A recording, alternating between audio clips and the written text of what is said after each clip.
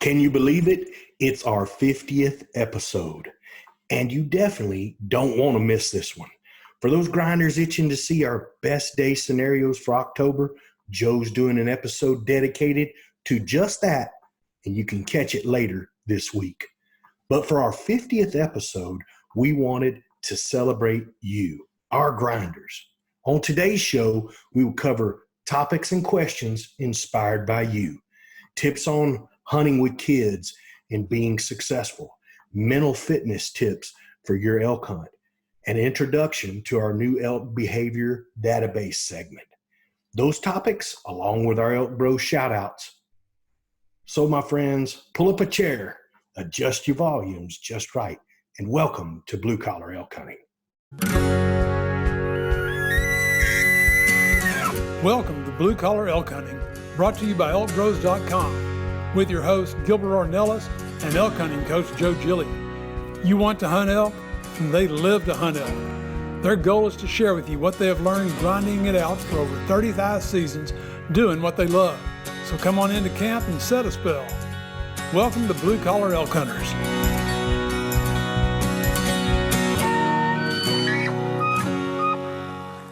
Hello there, everyone. Welcome to our 50th episode. If it's your first time with us, glad to have you. Hope you enjoy our show. And for those blue collar hunters following our show and grinding it out with us every week, welcome back to Elk Camp. I'm Gilbert Ornelas coming to you from Spring, Texas, and joining me from New Mexico, your elk hunting coach, Joe Gillian. What do you say, Joe? It's number 50, brother. 50. Can you believe that, bud? 50, and I'm 50, Joe. How about that, huh? That's what qualify for my AARP. AARP, our show qualifies now, man. Man. I just wanted, Gilbert, when we started this and the first time we did it, man, I could remember how nervous we were. Oh, man, no doubt. And then once we just started talking elk, it just kind of flowed, So yes. That's the cool thing about it. And I just wanted to make sure that we thank all of y'all out there, man. We want to thank all the listeners, all the people that go to YouTube, all the people that have given us reviews and ratings. And thanks for the positive comments that come to us. And it is awesome to see that we have, like I said, we're knocking on 4,000 cities in the U.S. and we're 42 countries and ranked pretty high on the Apple Podcast list. Oh, man. Yeah. You do a search for elk hunting and boom, blue collar elk hunting comes up right in those top groups. Not to mention, we got out into some mainstream stuff. I mean, these boys was in elk camp with you this year. I even got a personal text from Waddy himself. So it was really cool to get ElkBros in front of some mainstream stuff. I think that's cool, everything, and it was really neat. What's so cool about the whole thing is I just know him as Michael. I've never even known him as Waddy, just another hunter and just great guy. So for sure. Tom McMillan too, who was with him, was just fantastic, man. What a great individual. So that is awesome. And and Gilbert, we know it's been an evolving process. And one thing we want to make sure we tell you guys out there is it is so important for us to stay who we are and to do what we do. And there's going to be things that we do that other people might not, and which is cool, which is fine, because, this is all based on our experiences, and we are just going to give you our experiences. We're not able to fake it. It's things that we've seen, things we've done, and hopefully it's some things that can help you. And at the same time, there's still things that we take for granted. And I think this is actually helping us to help you by having to remember some of this stuff and trying to break it all down and to give you the best things. But y'all benefit from our coaching background. You really do.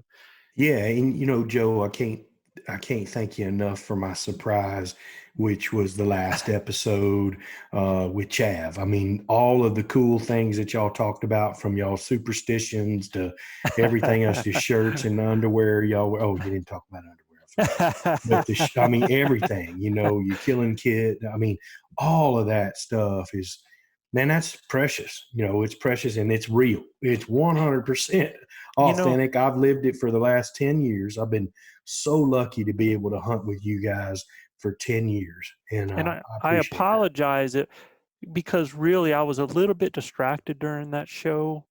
I hope it came out the way that we wanted to, but with knowing what Chav was going through, I was really trying to read his body language. Most of the people don't know that, he was sitting there in a wheelchair. In fact, he had a back brace on, looked like he was wearing a backpack. And yes, sir.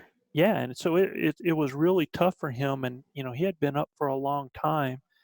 So I was a little bit, some of the things I was kind of jumping through, trying to actually get us there and hope that we could wrap one up. I thought it was awesome. Wouldn't have known it unless you said anything. Well, that's awesome. And those people out there, a lot of you that sent in stuff and said, yeah, it was so great to hear Chav. You ain't kidding. It really was. And I hope all you guys can feel and understand how much love there is in this group and what that man means to all of us, because he's something special and big time. So I want to make sure that you guys understand too that we're going to try to keep our shout outs, our main topic, and go through all that stuff in our new product. We're going to try to do that new product segment, and we're going to try to keep all this. And I hope forget the hope, Chav will be back with us.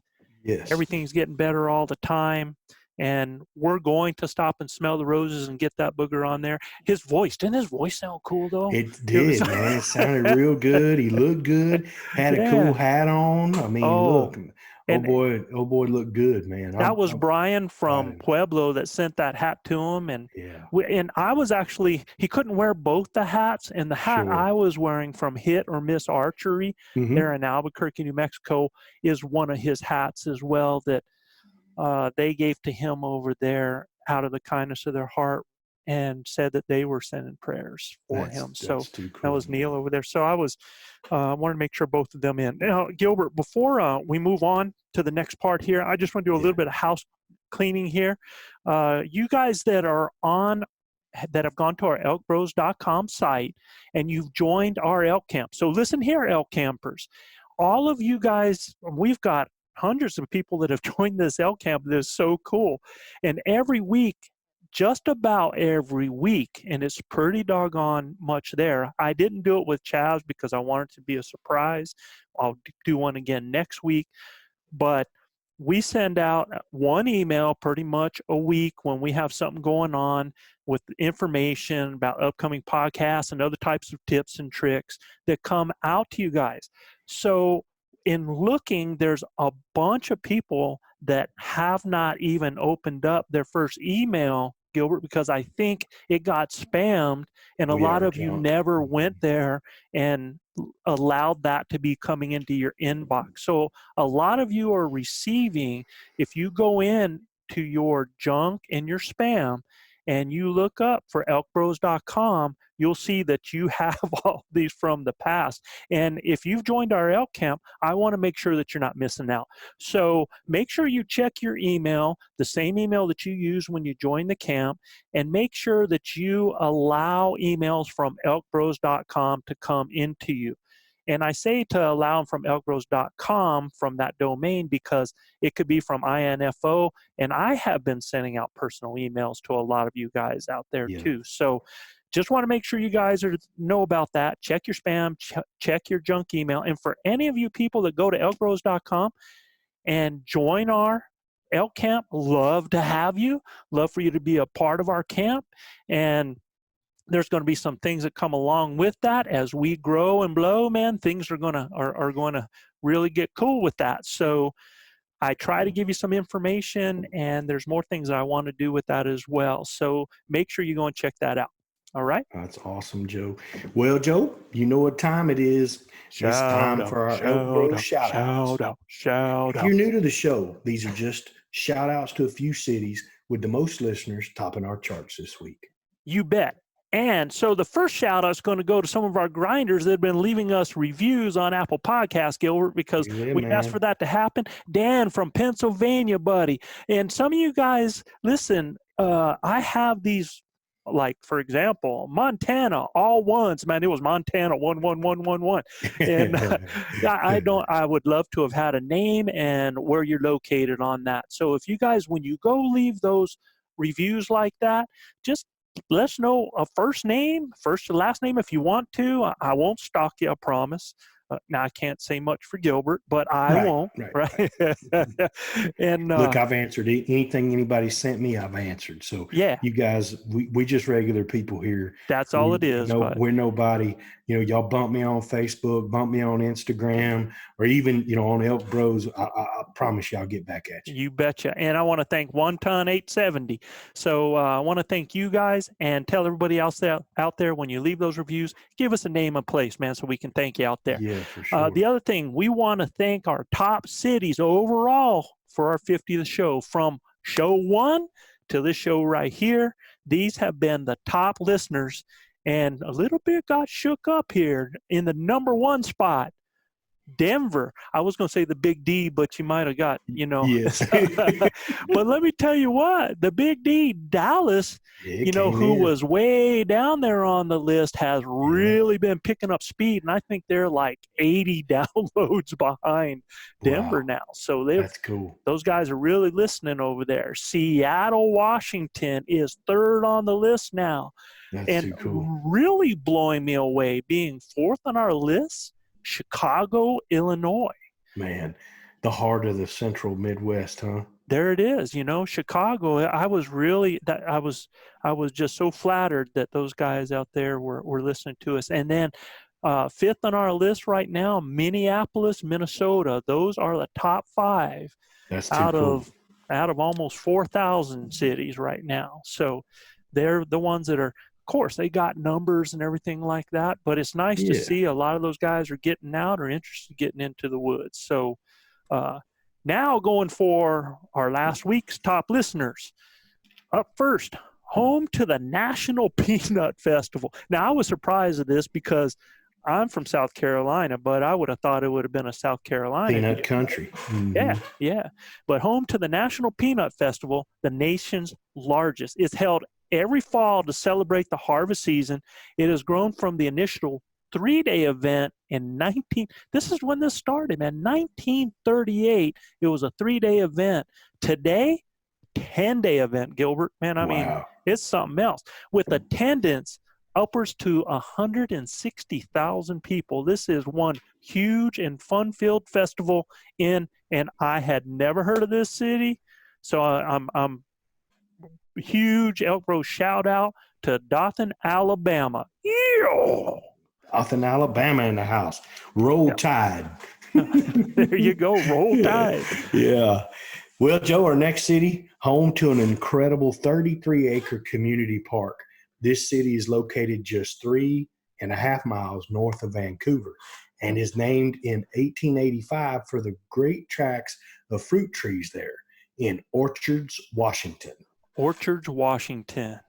Yes, man, I tell you, just the name alone right there makes you want to go visit that place, right? Yeah. Hey, thanks, Orchards, for listening.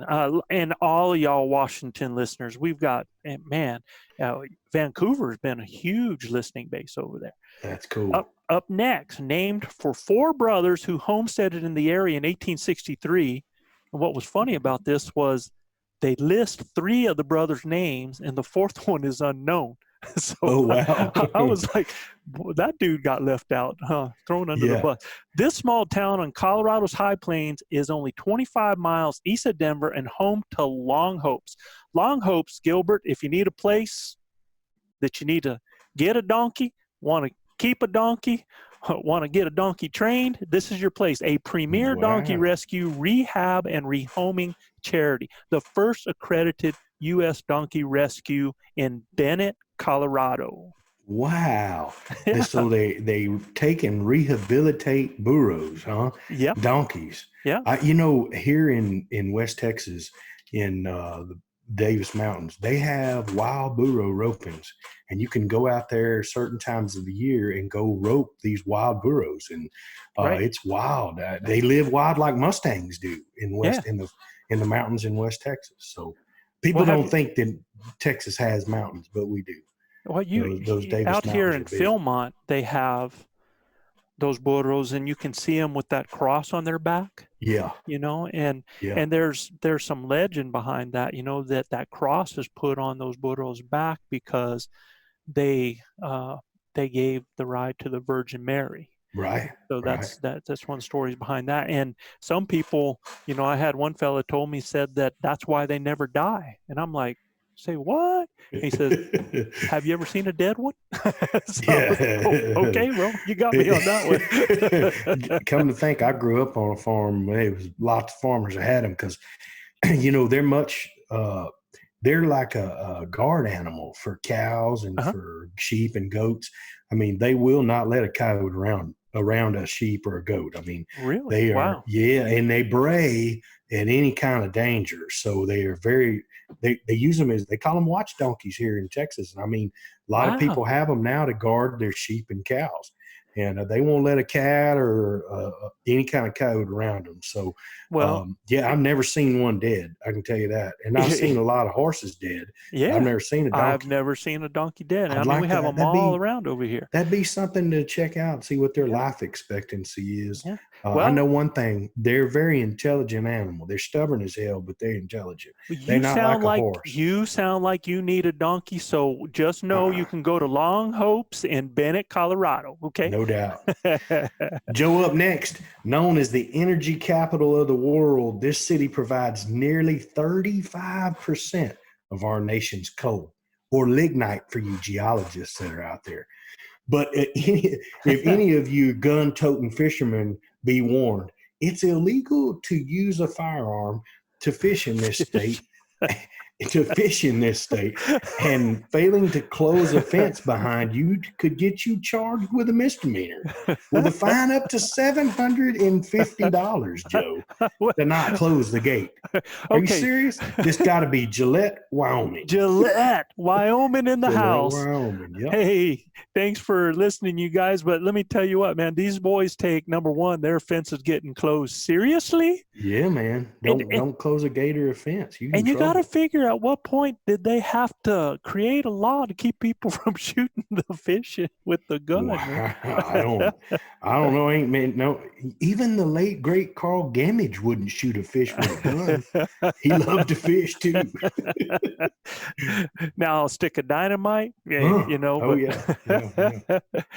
Last but not least, in this city, just outside of Baton Rouge, you will find one of the only remaining jazz joints with red beans and rice to die for. Want to experience a great juke joint, great food, and great blues? Then head to Teddy's, y'all, in Zachary, Louisiana. Ooh, boy. Zachary, Louisiana. I guarantee. There was an old comedian named Justin Wilson that was from Baton Rouge. Anyway, that whole state, guys, if y'all have never been to Baton Rouge or Lafayette or New Orleans or any of that, those people know how to cook and how to party, let me tell you. And after LSU won the Natty, oh, my Lord, have mercy. It's been going for 3 days down there, Joe. Yeah. Well, I'm just trying to figure out all the whiskey in Baton Rouge. I promise it's gone. I'm trying to figure out how them boys ended up with a home game like that, man. Oh boy, I'm telling you, it was tough. But I got to give it to them boys out of South Carolina there in Clemson. They came to play, and they proved to everybody they belonged. Yeah. It's just LSU's a very talented group of young men. Old coach, man, fantastic. Just love to hear him even just talk, man. He gets me excited. He does, me too. I like the Cookie Monster. Yeah. It's all good. All right, Gilbert. So I'm just going to jump right into our first topic. Please do. And all of these 2 topics that we have were actually, like we said, they were inspired by some of our listeners that had sent some questions in, and I thought they were just awesome. The first one that we're going to talk about comes from shout out to Benjamin Brooks in Vancouver, Washington.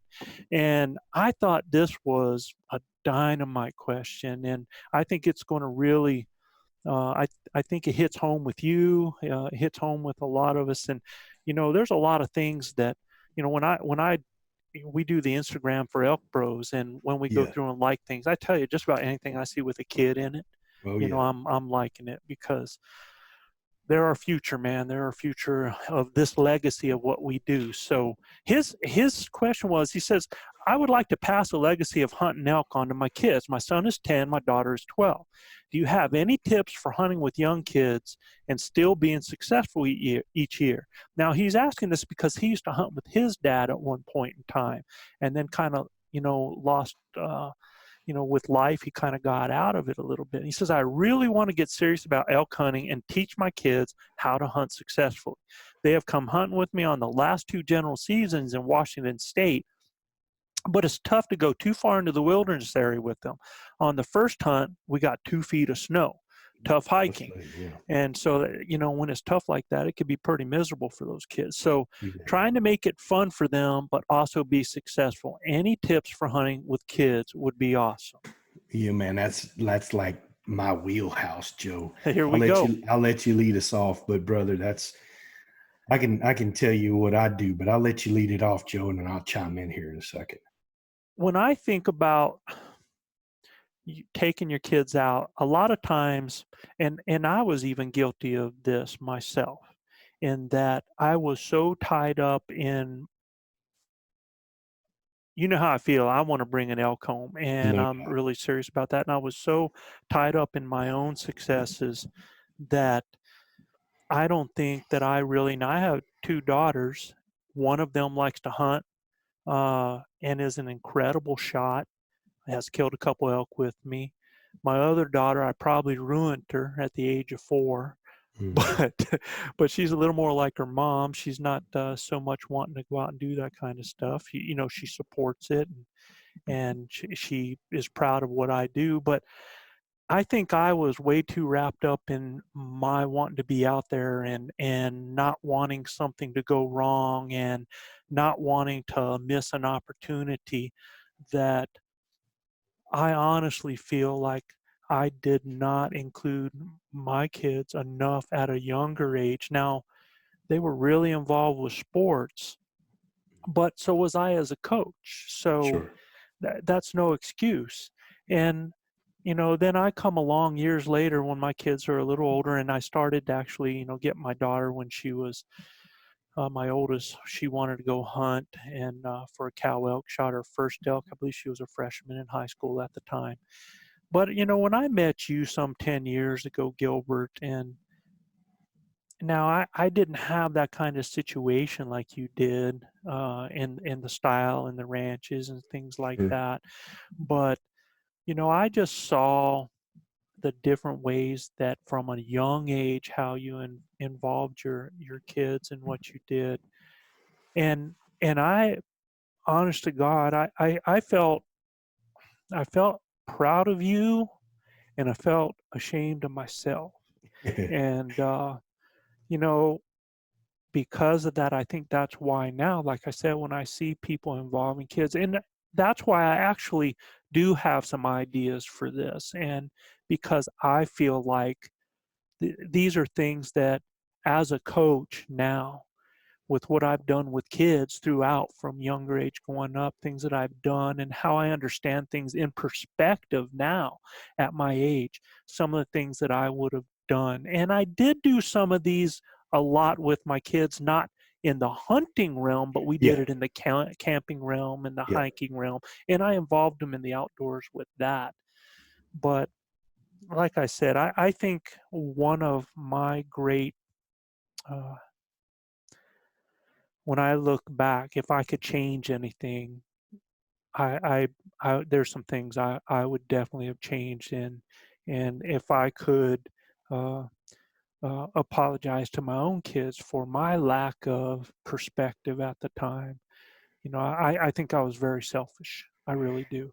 So, well, Joe, they don't come with handbooks, and they don't come with a manual that we can read. I can tell you that. So, no, give yourself a break, brother. And, you did the best that you knew how to do, how you were raised and everything like that. So look, I guarantee your kids love to spend every minute they can with you.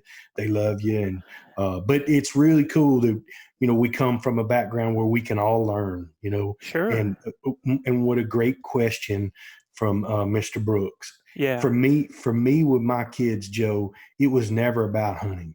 It was just about spending time together in the blind, in the woods.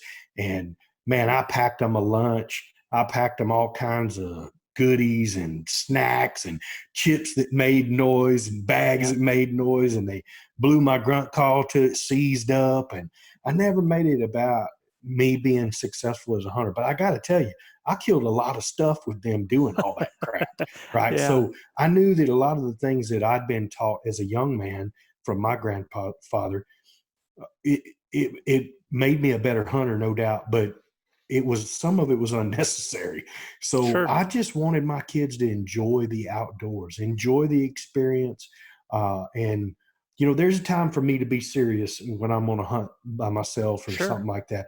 But when I'm with them, man, I try to make it about them. Absolutely. And that's the whole thing. And that's the whole reason, Gilbert, that man, you can remember how many times I sent texts to you about, you know, how proud I was of you as a father. Man, all the time, still today.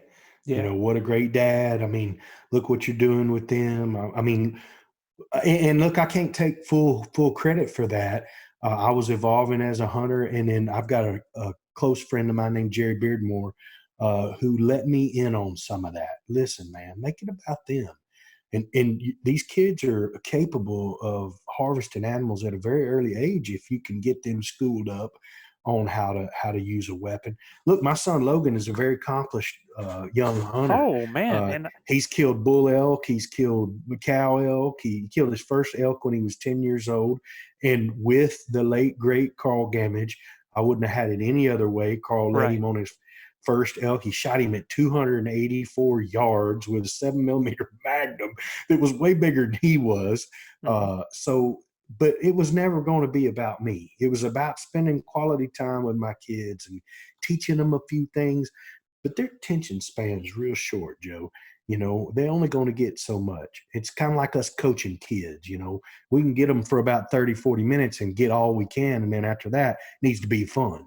You know? And see, that's where I think, and this is where my suggestion is going to be to Benjamin, is that there's things that you can do that are all part of the hunting journey to make this fun for your kids. You know, kids want to be a part of something. If they're just an addition that's chasing behind you and having to sit back at a tree while you do something and stuff like that, they're not a part of the activity. They're a tag along. So what I'm going to tell you, Benjamin, is the first thing you need to do is you need to make this and make them part of the team where they're empowered, that they have responsibilities.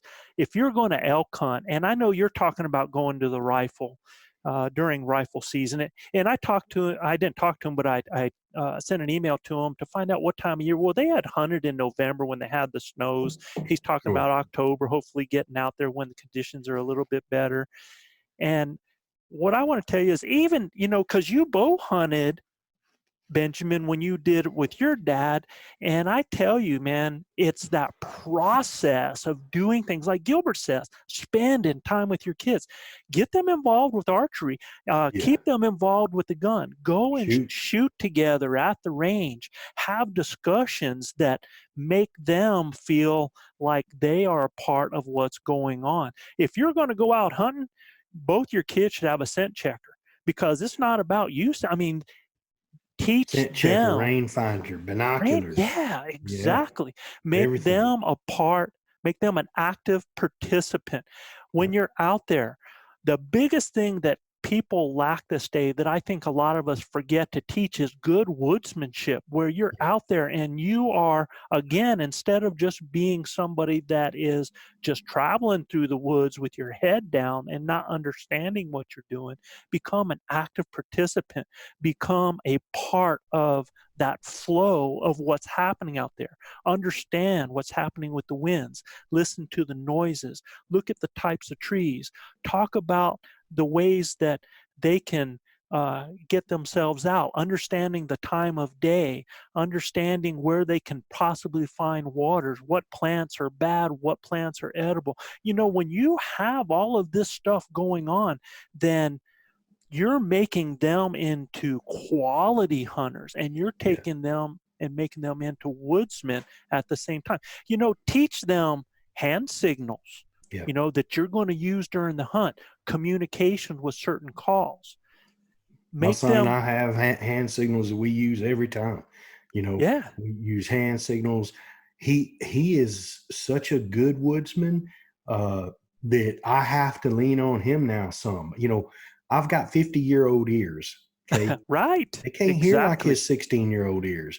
And I think I can, but he hears a lot of things I don't hear. So I have to, and boy, it's hard to humble yourself and go, man, what are you listening to? Right. What are you hearing that I'm not hearing?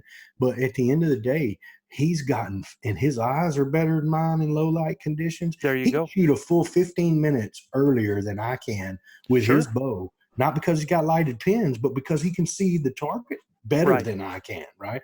So I just, man, there's so much to learn from hunting with your kids. The first thing that I did that a guy taught me was, number one, if you're going to hunt with a gun, it needs to fit them. It needs to be comfortable for them to get on sight acquisition, the scope being mounted with the right eye relief, them not having too long a pull where they're out of pocket and the gun beating them up. I mean, the last thing you want to do is have a kid shooting a 300 Win Mag that's a 7 or 8 year old kid. It needs to be something that they can handle. Mm-hmm. It fit them. Get them their own pack. Get them their own. My kids have their own binoculars, their own skinning knife, their own pack that they tote around with them in the woods. And he wants to bring that pack everywhere. When he was little, he wanted to bring that pack to bed with him, and I didn't care. Yeah. They wanted to blow the grunt call, hit the horns together, and I didn't care at all. As long as I could get them about 3 hours of time in that blind. They started when they were 4 and 5 years old, Joe. And it's hard to get them to sit still for 10 seconds, much less, an hour. So we started going for an hour, and then I'd get down, go to camp, and then we'd lengthen that out to 2 hours, and then we'd lengthen it out to 3 hours. Well, then that's the great thing about elk hunting. You don't have to worry about setting a whole lot unless you're spotting, and then they're making them active, when you do that. And if you're wanting them to feel success, remember, if you guys are a team, any success is going to be a success for all three of you, your son and your daughter. And I can tell you that both of them at that age are perfect ages to get involved with you right now. No doubt. And in order to make it fun, and the wilderness stuff is good, but if you got into archery and you had a little bit better time of year where you didn't have to worry about, now you can still get conditions in the mountains that you got to prepare for, and that comes with woodmanship too. Sure. But that's something where you guys could actually even go out in those times of year, get around elk, learn where the elk are, learn their elk behaviors together as a team, learning and keeping all three of you on the same journey, because really, Benjamin, you're on that same journey with you. You're on the same journey by yourself right now. And if you have those two join you, here's what I got to say to you. I want you to think about it this way. And this is really ringing home with me, is that if you take them on your journey and make them part of yours right now, then a little bit later on, when you get up in years, they're going to take you along their journey. And it's going to be even more special time, because it's going to change a little bit. Now, Pops is going to be the one who might be a little bit slower up there, and it'd be so cool to have that relationship throughout that. But I wouldn't take anything for the relationship that I built with my kids through hunting and fishing. It will ripple into eternity. Yeah, my grandpa used to say, if you take a kid hunting and fishing, you won't ever have to look for him when he gets older. You'll know right where he's at. And listen, Benjamin, you're doing the right thing, brother. Stay the course. Stay the course and make it fun. Kids love food, man. And when you make it, you have steak night or whatever their favorite food is, whatever their favorite candy is. Don't get caught up so much on being successful, be caught up on being a success and helping them have fun and remembering, man, we want to go elk hunt with Dad. Yeah, and get your situation in a situation where you guys get just the first one under your belt. Like, you can remember shooting cow elk when you were a young kid. Get that first one under their belt. And there's something else to do too, is you guys can actually extend that into small game. You get those kind of successes out there hunting small game together, whatever small game or birds or anything. If you like to hunt ducks, I'm not sure of everything that you guys have. I don't know if you have grouse like we do over here. There's different things, rabbits, squirrels, that you guys can hunt together and bring it to your table and have that and teach them the full circle. And it's all of that is related in all these lessons, because this is what this is all about. It's about us passing on a legacy and learning how to do these things the right way and why we do them. So the other thing I would tell you too, Benjamin, is I would actually do where I'm camping with a truck. And if you have a tent outside of it, it's fine, but I would do something where I have a camp that I'm kind of camping with a truck there, drive to an area and hike out and come back to the truck, and where I have a dry place to go, a nice little camp to go in the evening where you guys can do the marshmallows, the s'mores, and develop your own traditions and have a great time, you know? So, such a great question. Yeah, it's near and dear to my heart. Let me tell you something. This year, right before Joe killed his bull, we run into a hunter and his son, and I got choked up. Pat? Just and little Pat. Little Pat. He was out there giving it his all, and they got the slip off of one. Listen, I was generally touched by Dad being out there and son pushing Dad and Dad pushing son. 10-year-old, I believe, or 12, somewhere in that neighborhood, Joe. Is that right? Right. It was amazing. He was 11 years old. 11 years old, yep. Pat and his son out there putting the miles in and working extremely hard. Look, that was the situation where we called them in, and we could have been really aggravated at that situation. As soon as I saw that young man, listen, he had if he's going to go after those bulls, go, right? Heck, I got no problem with that. He was carrying the binos, bud. He was set. Man, he was decked. And you know, he had shot at something and missed it or hit it. I mean, it was so cool to see Dad out there soaking that in. And that we need more fathers doing that. That was exactly what Pat was doing, was driving to a spot with little Pat, and they were not hiking that far out really. And as they get better at it, then you can extend that. It's like Gilbert talking about the blind and sitting at a blind. Same thing with the hike. You know, you're going to start out with this much of a hike and doing some hunting, then you extend that the next time, you know, because those, after a while, you're going to have a hard time keeping up with them. And there was one more thing that I wanted to add to this too, Benjamin, is this. When I talk about making them the team, I'm not sure how good of an elk caller you are. Yeah. So I would make sure you, little Benjamin, and your daughter, I would have all three of y'all learning this together, because, man, I tell you what, how cool, how awesome would your daughter feel if they had to set up with you and her brother up there, and she's back in the back and calls in a bull for you, or stops a bull for you to get a shot, or your boy stops a bull for you or your daughter to get a shot, because they have that capability. And I tell you what, they can learn to call a lot. I mean, it's like learning foreign languages, man. They can learn it, if not quicker than you, because they don't have the hang-ups. They're just going to have fun, you know. And then the three of you guys go to an elk calling competition, you know, do those kinds of things. You drive your wife clean out of the house, man, like I do mine. Seriously, it's like, oh my God, it's that time of year.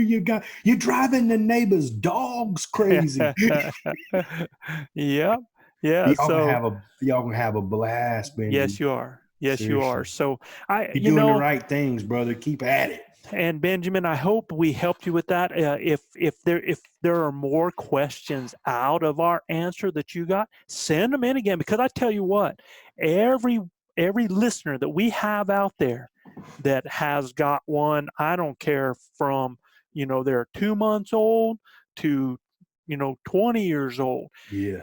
It's never too late to get your son or daughter involved. And if there's questions out there about that, let's talk about them, because that is the future of this. That is our legacy. Your son, your daughter is the future of this legacy. So, I tell you what, I announced I'm going to be a grandpa, and people have said that, well, if that's if you get a grandson, man, we know that boy's going to be in the woods. I got news for you.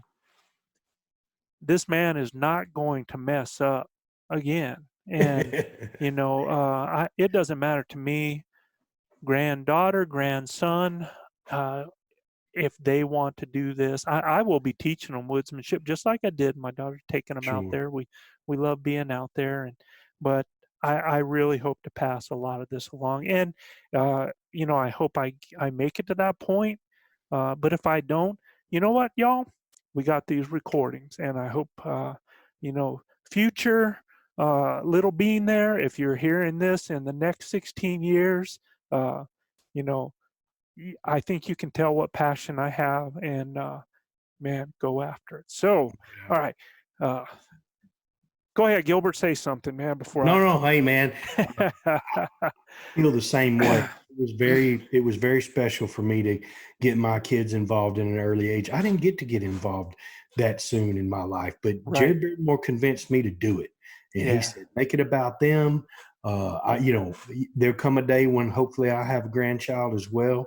And I can't wait to be my grandfather was my biggest hero and my best friend.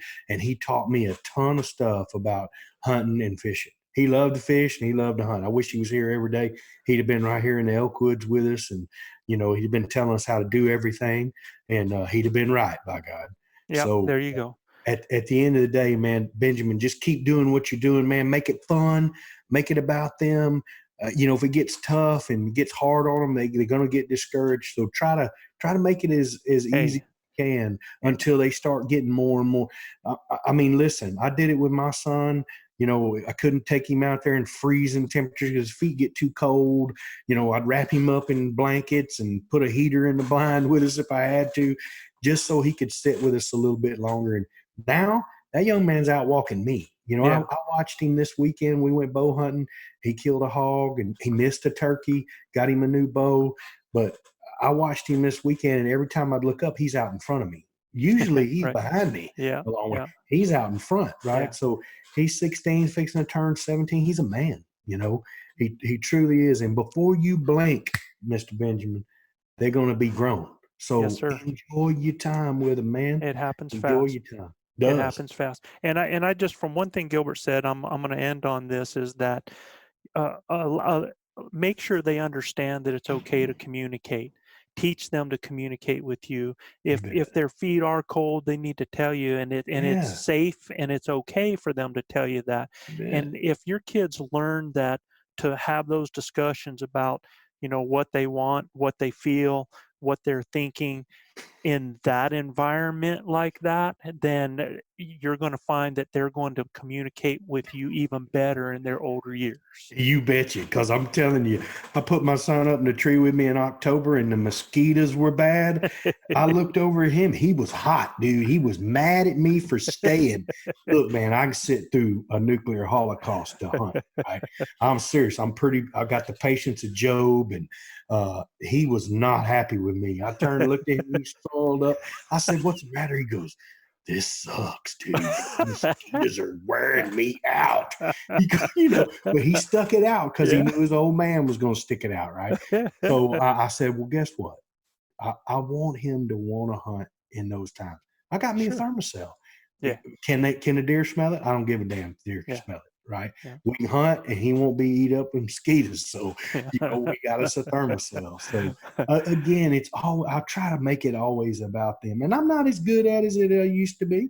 I have to, that whole thing right there. I was like, man up, boy. I was like, what is wrong with you? Get the crying rag out. This is how we hunt. And well, then he made me realize that, you forgot the thermocell. I'm like, well, you back too.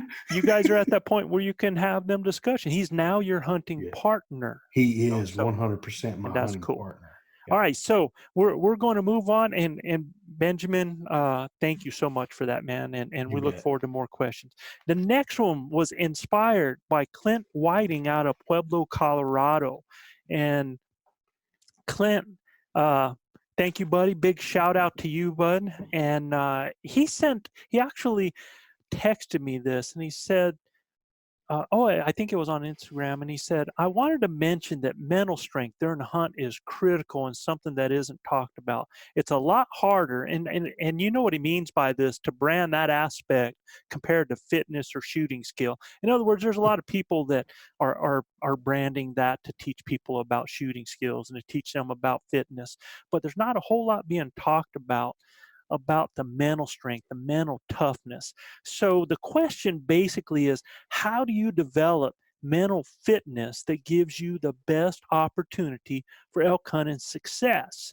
And first thing, before we jump into this, Gilbert, I want everybody to know that we're gonna hit on this a little bit now and talk a little bit about it. But up in the spring and throughout, as coaches, mental fitness, mental toughness, confidence, belief in oneself is going to be a big thing throughout that you're going to hear from us in our phase all the way up until this hunt in 2020, because that's our job as coaches. So do you want to dive into this first, Gilbert?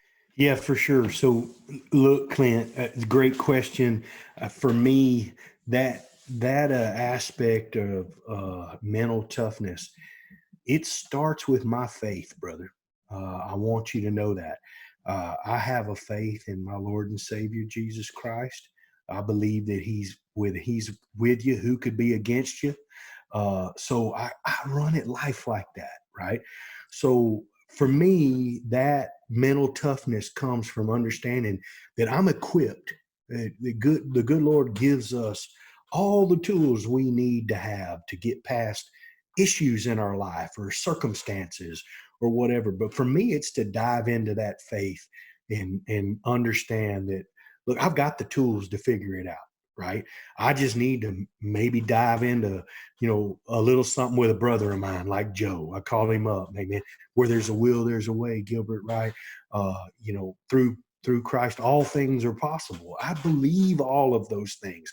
So for me, getting mentally tough isn't an option. It's part of my life. It's part of who I am.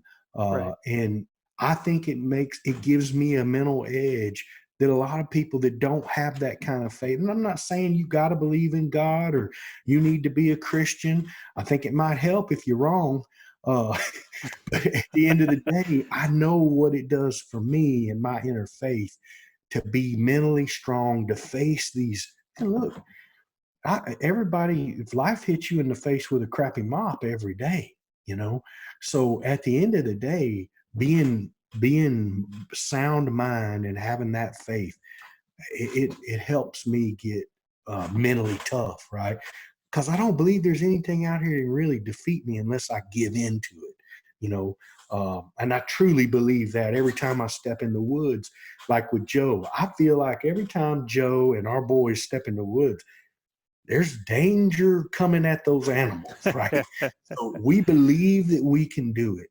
Right. Even though we might have a flat tire or mule won't start or, all of those things that could stack against you. The guy's got cancer. At the end of the day, it's about facing our fears and doing it anyway. And that's what my Creator wants me to do. And he's given me the tools to do it. So I don't back away from any of those challenges or effects. And I don't talk about a whole lot about my faith other than, man, that's what I believe. And it drives my inner strength, right? My inner being, So that's all I can say, man, is lean on your faith, brother. And the more you dive into that, I promise you, the mental aspect, you're going to be tough. Yeah, that's how I feel about that, Joe. Oh, dang, that's a tough one to follow right there. Well, I could have talked a lot longer, Joe, but they pay me to talk.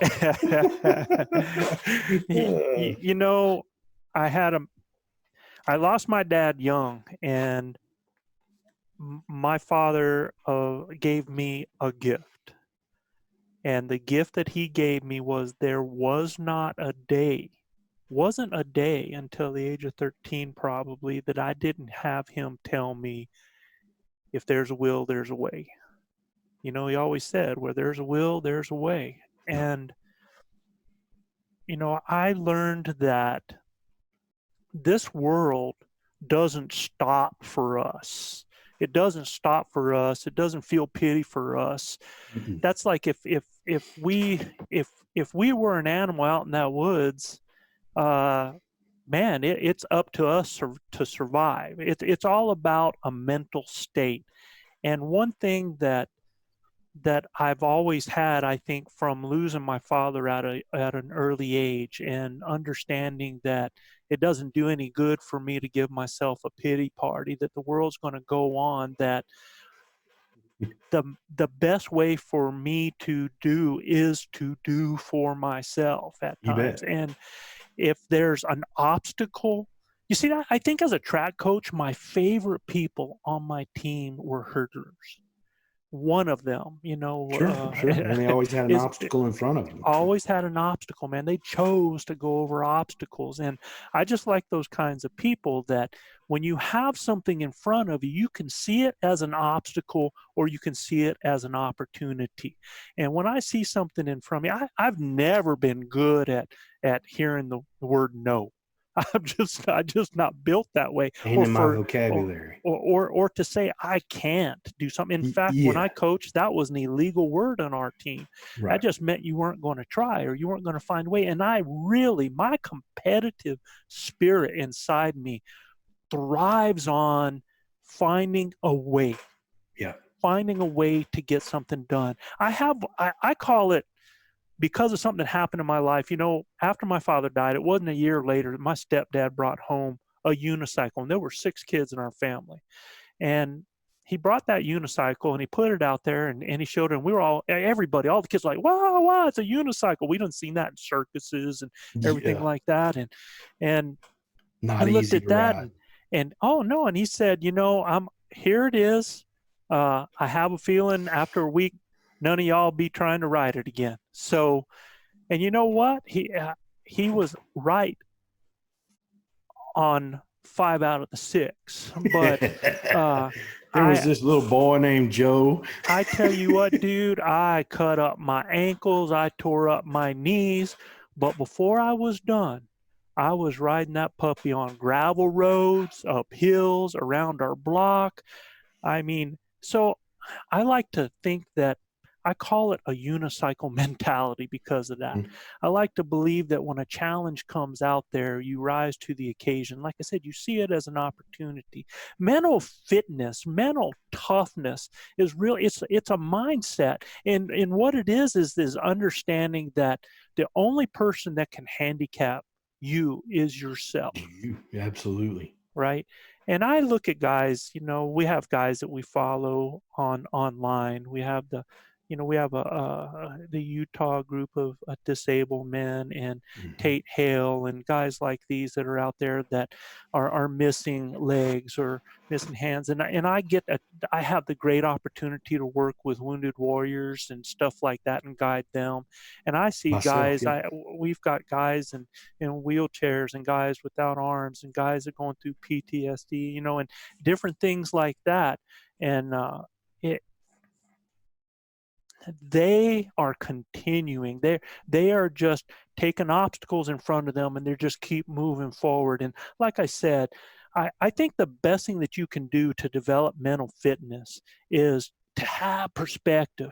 Take a look at people around you. Take a look at all those stories out there of people overcoming what other people would see as a disability, mm-hmm. And they are thriving and striving in life. Mm-hmm. They're not giving up. I take a look at, man, I tell you what I have seen Leroy Chavez go through in these last months, what I have watched this guy from an NCAA championship cross-country runner, a Hall of Famer at his university, a guy that just run marathons daily, man, for practice, to not being able to walk, to not being able to move his big toe, and what he's had to go through. When I look at that, I'm like, that is my armor for mental fitness right there. No doubt.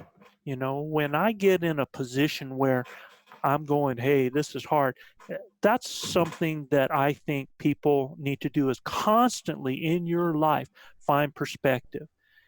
Don't let other people set that perspective for you. You find that perspective. And we're going to talk later, Gilbert, about some other things and guys, that's why we call y'all grinders, because Yeah, I think you need to take pride in being a grinder.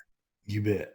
You know, when things are tough, it might not happen fast, Yeah. but sometimes our journey is not a sprint, it's a marathon. Mm-hmm. And you do whatever it takes, and it's not the final outcome, y'all, that makes you successful. It is that journey along the way. My grandpa would say a million times, you have not because you ask not. And I'll never forget that. He'd say that all the time. You have not because you ask not. Brother, when I hit my knees at night, I ask for exactly what I want. And sometimes it may not be in God's will for me to have that. But I truly believe there's a plan and a will for your life. Right. And so when things get tough on me, Joe, I really get back to my roots. Man, I spend a lot of time talking to the man upstairs when I'm in the elk woods. Yeah. I feel closer to that spiritual walk that I have when I'm in the woods or when I'm on my boat or Most definitely. things like that. So Most definitely. look, I don't need to get off on all of that other than that's what my inner strength is. It's where that mental toughness comes from. And I can tell you that guys of that same ilk, you don't see them get blistered about trivial things most of the time because they have that inner strength. Sure. When things get down, they figure out a way to make it happen. They figure out an intelligent solution to a real tough problem.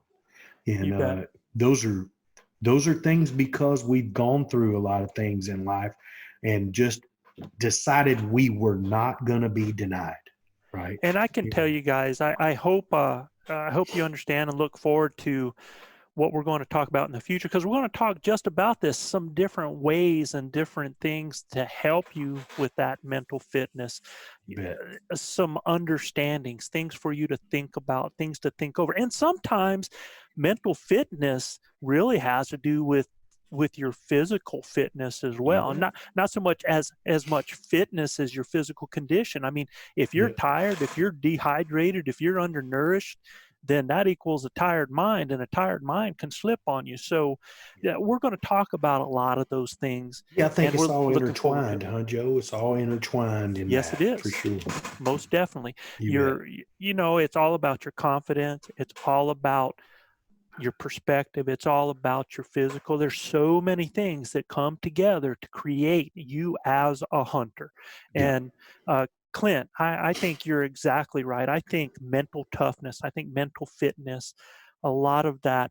And it goes way beyond this. It goes to, all aspects of life. Oh, man, what Chav is doing right now is strictly because of his mental toughness. And I can tell you, there was a time he was so drugged up, it just had to be in his nature to continue to step forward. So, most definitely. All right, so we're going to come back to that one again in a future podcast. And Clint, thank you very much. We're looking forward to talking about this, not just once, but multiple times, because I think it's something that as coaches, we want to make sure that you're mentally, physically, your skill sets, right?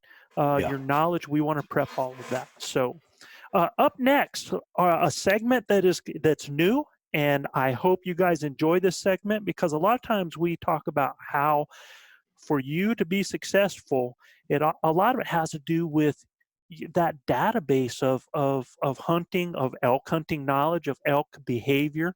And we want to help you with that database. So we are going to have what we call our EBD segment. That's our elk behavior database, man. And for today, what we're going to talk about is a little bit about body language, barks, and busts. And it's not going to be a whole lot, because this is going to be a segment that you're going to hear. It's either going to be our ElkBros mailbox, or it's going to be our EBD segment here. So we hope you guys look for this and you wait for it and you learn something from it. So the first thing, in talking about body language, barks, and busts, Gilbert, what I wanted to talk about is you're coming through the woods and you spot a group of elk out in an opening, whether it's a big park, whether it's a small park, and you're sneaking up, moving in on them. Now, most likely, guys, and hopefully you've got the wind in your favor, because if you don't, things are getting ready to, you're probably lucky if you're seeing them anyway, right?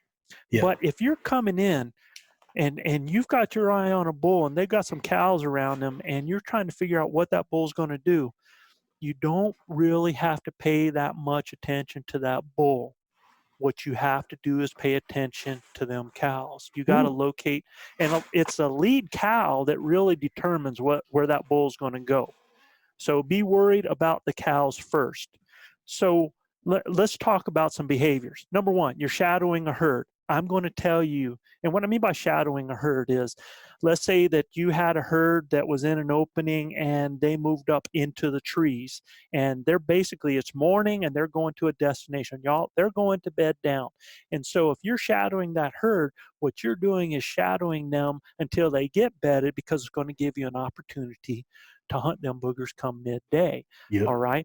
But if you are shadowing, you have to be careful. If you're going in behind them, and you can see a herd going up there and they start to go over any kind of rise, they almost always have a back sentry cow that'll sit back and linger and look back down that hill looking for anything following them. All right. I prefer, if I can, to get off on the downwind side and try to parallel them. Now, yeah, and always look, because you will have a back sentry. If you let that back sentry go over that hill, because she will sit there for a while and just look, while that herd, the rest of them, they look back and they see that and they're comfortable. They're just going to feed, because they got their six being checked, right? Yep. So they're just going to kind of feed on, and she will stay there. And when she's confident nothing's behind them, will turn and join the group. That's when you can continue up and parallel them and try to see their movement through the trees and stay at a distance where you can kind of stay in touch without being seen. But when you are approaching that herd in the open from the trees, if you have one cow that turns and stands towards you, head up, ears out, you're in trouble. Yeah. Okay. Not good.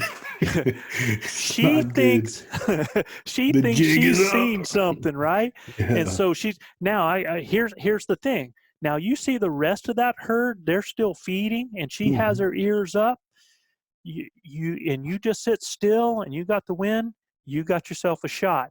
Now all of a sudden, you start seeing all these heads pop up. And join her, because she did a shuffle. She did something with her feet, and all of a sudden you see all these heads up and they've got their ears spread and they are all zeroing in on you. You're in trouble. Okay. Now, if that cow turns and starts to walk away and then stops and look back, you're even in more trouble, because when she turns like that, she's turning, number one, to see if that action of her turn has initiated that predator to come out after them. She is now in position where she can run and she can haul. If she turns, looks, and urinates and starts, man, they're getting out of Dodge. Okay. Now, if that same cow looks up and she's looking, everything else is staying, and all of a sudden she barks. Yeah, it'll sound just like a dog. Yeah. So if you guys don't know what a bark sounds like, that's a bark. It has that high pitch, just that like that. Okay. And when you hear that, basically or this can happen with the bull, he has seen something move, and because of the herd mentality, everything like that, they're not sure if it's another elk, they're not sure if it's a predator, and that bark is saying, identify yourself. Okay. Right? How many times have you 100%. Oh, yeah. Been there, done that. Holy smokes.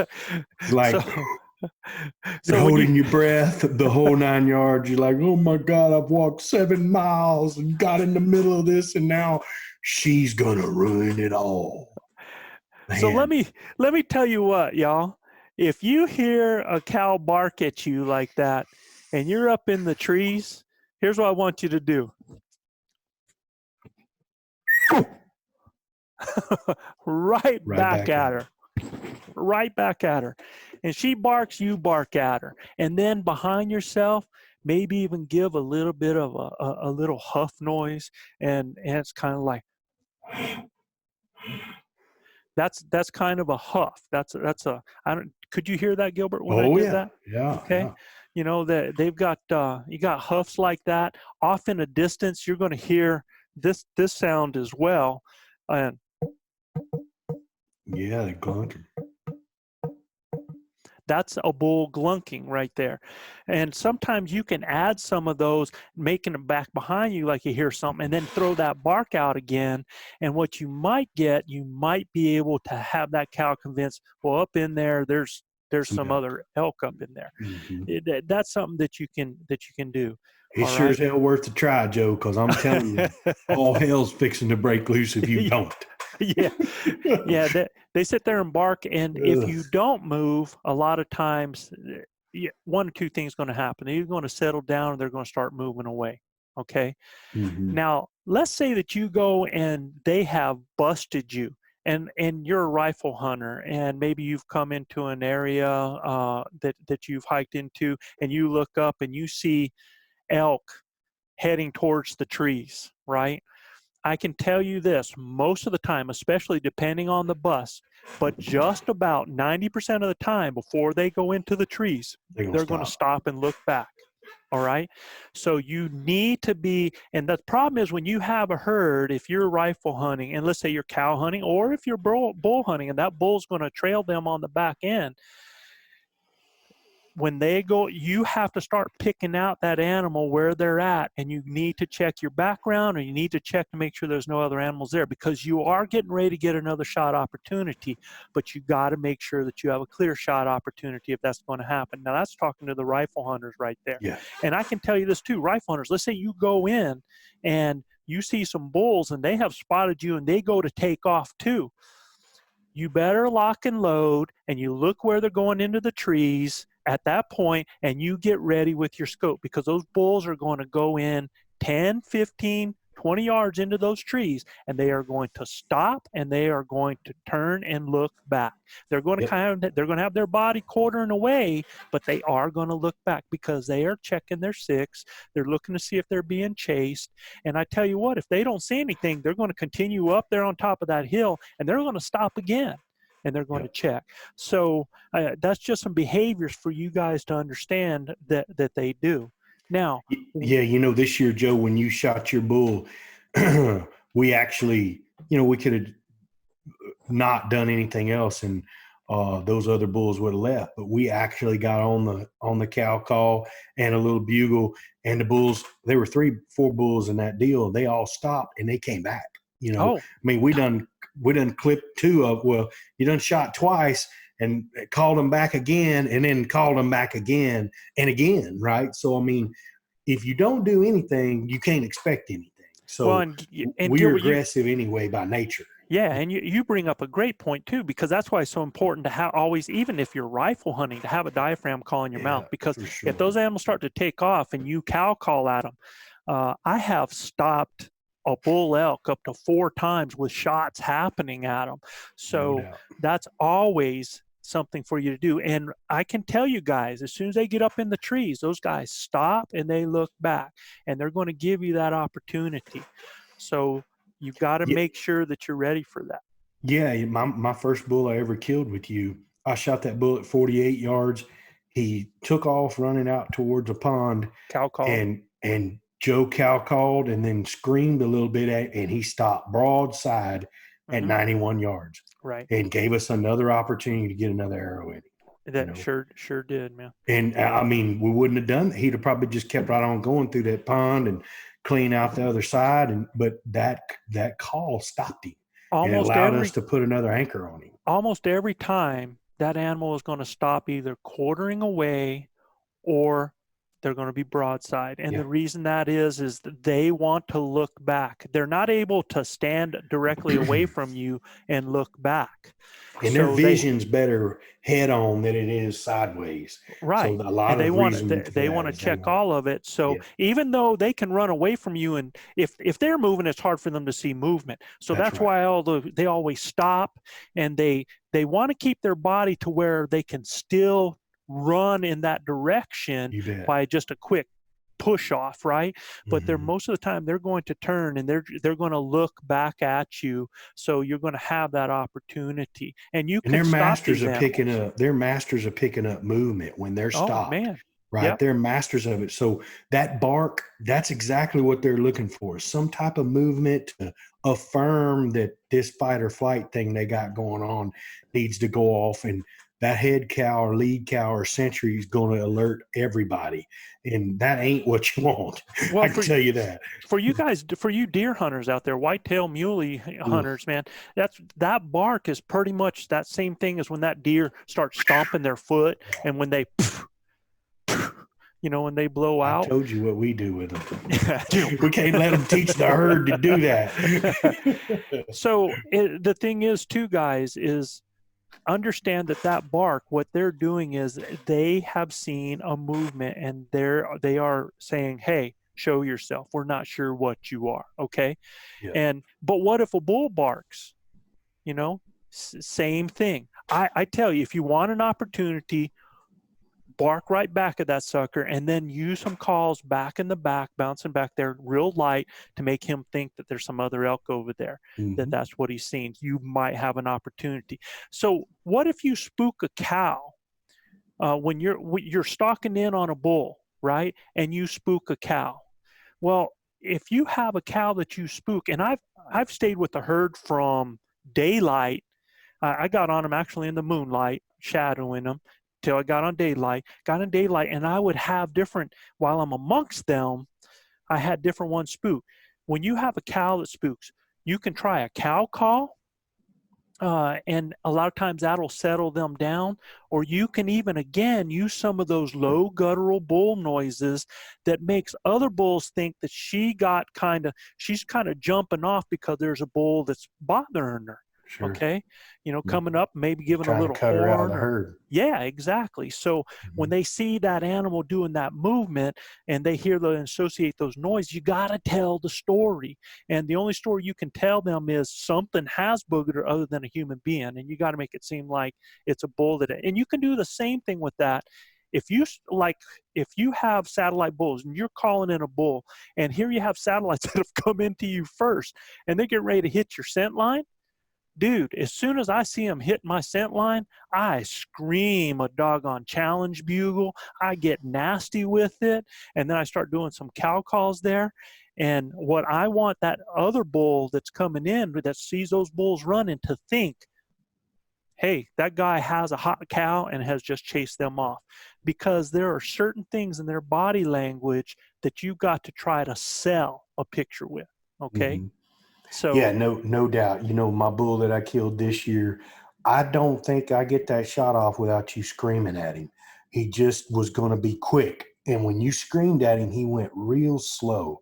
And when I say he was frontal, so when he pivoted, he didn't pivot all at one, real quick pivot. Right. When you screamed at him, when he started to pivot, you screamed at him and he went really slow, which gave me an opportunity to get to full draw, settle my pin, and make the shot, right? Whereas if we don't say a word, he could pivot really fast, and I'd be looking at his butt. Yeah. I'd be looking at his butt. So what Gilbert's talking about, y'all, is that on his bull this year, we brought a bull in. Bull was at 30 yards with a frontal, and that wasn't a shot at that distance that we wanted to take. But Gilbert knew that was a dead bull, because that bull was standing. We had the wind in our favor, didn't have any of us spotted. As soon as that bull decided to turn and walk away in either direction, I was going to freeze him. And what I did was I waited. We just had to be patient. And that bull would start to turn and he'd come back and look, and start to turn, come back and look. He was cagey. He was getting ready to turn and walk away, But as soon as he turned and he started to make that move, and I got him in the position that I thought he was in, I screamed a bugle. It froze him. He turned his head, and it's done. It's a done Lights deal. out. Yeah. So Yeah. Gilbert was great in knowing and being patient and wait until that bull went to make that turn and hear me scream a bugle before he drew. So that's another thing to think about. If that bull is right in front of you, for them to turn and walk away, they're not going to back out. They're either going to pivot. They got to pivot, man. And when they do that, that's a perfect opportunity for or I like to scream and draw if I'm solo hunting. Okay. I'm with you 100%. Learned something that I've used with other people. You know, I've had Chav, you know, when he draws I scream a bugle, it stops the bull in their tracks nine times out of 10, and they're not focused on the hunter drawing. But that bull was good, and they pivot so fast. They can pivot from frontal to with their butt to you so fast if you don't get them to stop, you know? Right. So they're just such athletic animals, Joe. And the stuff that I've learned hunting with you guys, understanding EBD, right? Understanding elk behavior is huge, man. Right. And reading their body language. Yeah, and that's coming. An alert bull. Yeah, Reading that's on some of our futures there, and sure. You know, Gilbert, this we went long on this one, and there were two reasons we went long. Number one, it's our 50th. We wanted this to be something special for everybody, and the other reason is I really think one of ours, when we got in talking about kids and we got talking about mental toughness, guys, we're just going to give it to you. You know, you can we hope you enjoyed this one. You got a lot of content on here. A lot of passion. Yeah. You know, and I hope you feel that. I hope you know it. And I had somebody today that was talking about our show, Gilbert, and he was asking how it was going. I was like how proud I was. And he's like, he said, it's so cool that you guys can share that wisdom. And he says, I hope people understand. They got to know y'all are the real deal. And he made me feel so good when he said that. It makes everybody feel good, no doubt, Joe. Yeah. We're so proud to be part of this. Guys, if you like what we're doing, please subscribe, rate, and review. You go on Apple Podcast or iTunes to review us. And you can check out more elk hunting content at ElkBros.com. Please send us your questions. If you want to have a question answered, please send us your questions at info, that's INFO, at ElkBros.com. You betcha. Joe, unbelievable time for our 50th show on my 50th year of being on the face of this earth. Really the 10-year anniversary of us hunting together. So, couldn't have been better. So cool to have Chav back in the mix. Thank everybody for their prayers and everything. And in closing, for Joe in New Mexico, I'm Gilbert Ornelas here in Spring, Texas. Husbands, hug your wives, kiss your children, keep your broadhead sharp and your powder dry. And we'll see you next week right here on Blue Collar Elk Hunting. Chav, this one was for you, bro. Peace, peace. Always.